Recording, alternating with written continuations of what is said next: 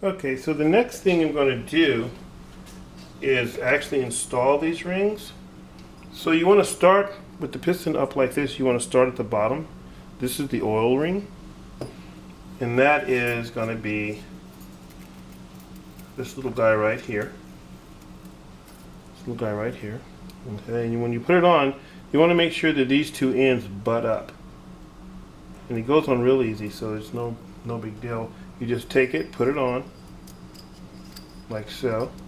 And it goes on the very bottom. You want to put the rings on in this order too, because you want to work from the bottom up. Because once you put one of the top ones on, it's more difficult, very difficult to get down below to install the others. So you put this oiler spring ring on first, and you make sure that it's butted, just like so, right there. It's butted up, square with itself. Then there are two additional oiler rings that go on either side of this ring here.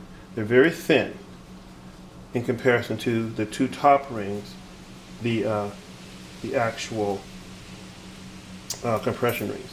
They are very, very thin, and they go on either side of this little spring-looking oiler. So you just put one edge in on the bottom. I'm going to do the bottom first of that, and then you just work your way around, keeping this edge out of the way so it doesn't scratch your piston, and you just slide it in, just like so.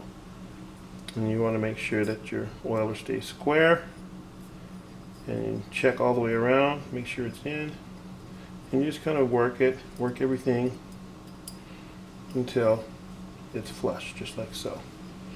Then you do the other oil ring the same way, but you put it on top of the little oil spring ring, like so. You start it with one edge, and you just work it around, keep that edge away from the piston, and slide it into place. And now your oiler rings are in place. These will, the two little thin rings here will also need to be clocked, just like the compression rings on top. And the way I do it is very simple. You just look at the top.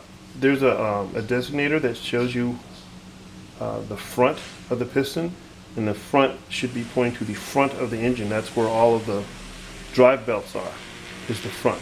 When you install this on the crankshaft, when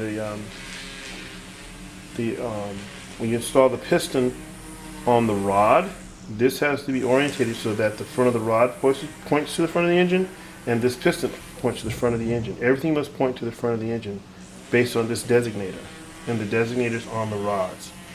What I do with this pointing towards the front, between the two sets of detents for the where the valves, recesses for the valves, just make an X like this.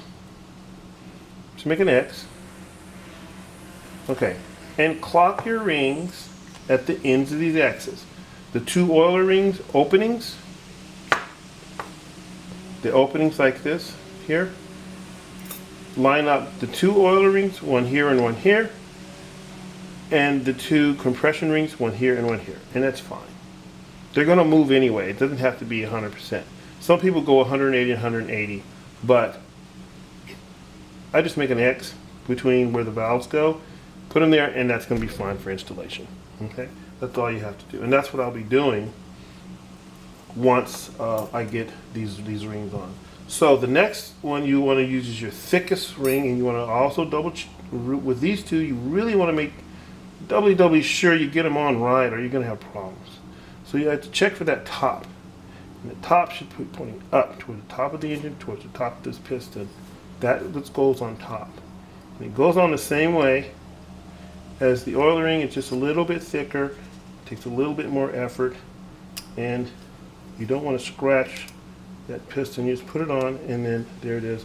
And then once it's on, once they're all on, you can clock them to your X, and that will keep the openings from lining up with each other. So I can get that to go on. There we go.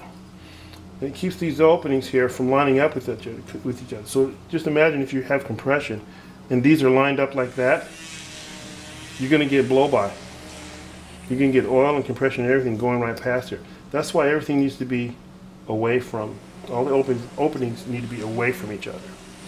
So I'm going to take this last one, check for the top, make sure it says top on it, and looking for the top, there it is. It says top right there. I'm sure you can't see it, so small. It's etched onto the ring.